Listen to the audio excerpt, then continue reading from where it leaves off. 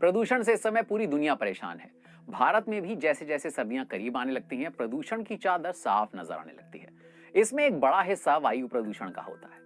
भारत दुनिया का तीसरा सबसे बड़ा देश है जो बड़े पैमाने पर जीवाश्म ईंधनों को निकालता है, और उसमें भी वो सबसे अधिक कोयला निकालता है। दुनिया के बड़े देश मांग कर रहे हैं कि कोयले का खनन कम किया जाना चाहिए। ऐसे में सवाल उठता है कि भारत जैसे देश के लिए ये कितना मुश्किल है कि वो अपने सबसे महत्वपूर्ण ऊर्जा स्रोत को खो दें। पश्चिम लगातार भारत से कार्बन उत्सर्जन कम करने का आग्रह कर रहा है, और उसमें भी उसका ध्यान उसके सबसे जरूरी स्रोत कोयले पर है। ये सबसे गंदे ईंधनों में से एक है।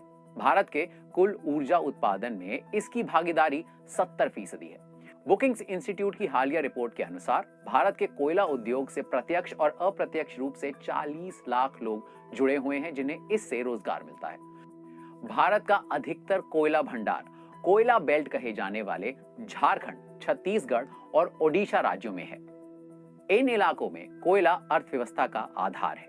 ये स्थानीय समुदायों की लाइफलाइन भी है, जो कि भारत के सबसे गरीब लोगों में से एक है।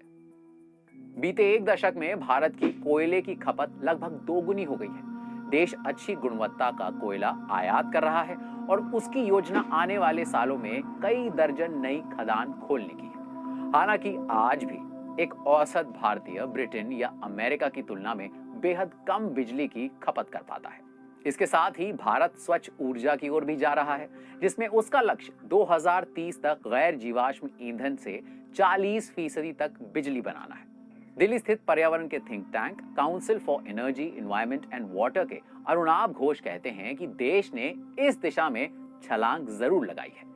उन्होंने दिल्ली मेट्रो सिस्टम का उदाहरण देते हुए कहा कि इसका रोजाना का संचालन 60% सौर ऊर्जा पर निर्भर है। हालांकि घोष ये भी कहते हैं कि देश में नवीकरणीय ऊर्जा की परियोजना को बढ़ाने के लिए बाहर से निवेश लाना बेहद जरूरी है। सवाल उठता है कि क्या इस दांव से दुनिया बचाई जा सकती है? अंतर्राष्ट्रीय ऊर्जा समिति के अनुसार भारत में अगले 20 सालों में ऊर्जा की जरूरत किसी भी दूसरे देश से सबसे अधिक होगी। लेकिन ओडिशा के समुदाय हमें याद दिलाते हैं कि कोयले पर निर्भरता कम करने में कितनी बड़ी चुनौतियां हैं, और उनको पाने के लिए बहुत कुछ किए जाने की जरूरत है। भारत में ऐसे बहुत से लोग हैं जिनका तर्क होगा कि देश नवीकरणीय ऊर्जा में लंबी छलांग लगा चुका है, और उसके पास सौर ऊर्जा जैसे विकल्प भी हैं। लेकिन तब भी एक राष्ट्र की कोयले पर इस तरह की निर्भरता दिखाती है कि कोयला मुक्त भविष्य अभी बहुत दूर है। ऊर्जा के भूखे इस देश में विकास अक्सर एक कीमत